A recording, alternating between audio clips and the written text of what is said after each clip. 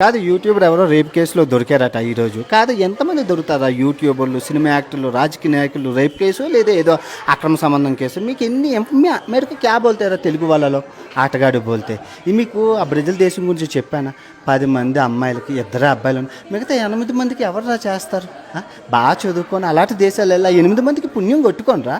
అలా ఎన్ని దేశాలు, ఇంకా లాటిన్ అమెరికా దేశాలు, మెక్సికో, కొలంబియా, ఎన్ని దేశాలు చూసుకుంటే 10 మంది అమ్మాయిలకి 7 అబ్బాయిలు ఉన్నారు. ఆ 7 అబ్బాయిలో 3 మిఠాయి గోళ్ళు స్వీటు, మిగతా వాళ్ళందరికీ ఎవరు అసలు బాగా చదువుకొని బాగా సెటిల్ అయ్యి విదేశాలు వచ్చి పుణ్యం కొట్టుకొని రా.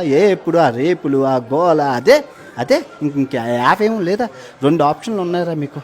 బాగా చదువుకొని బాగా సెటిల్ అయ్యి మంచి అమ్మాయిని చూసి పెళ్లి చేసుకోవడం, లేదు అంటే బాగా చదువుకొని బాగా సెటిల్ అయ్యి విదేశాల మీద దండయాత్ర చేయండి.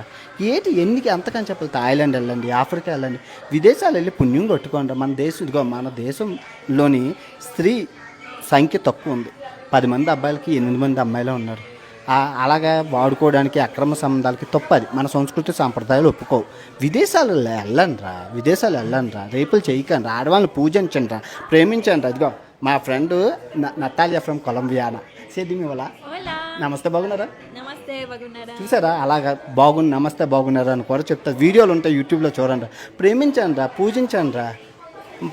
ఆడవాళ్ళు చాలా మంచోళ్ళు రా.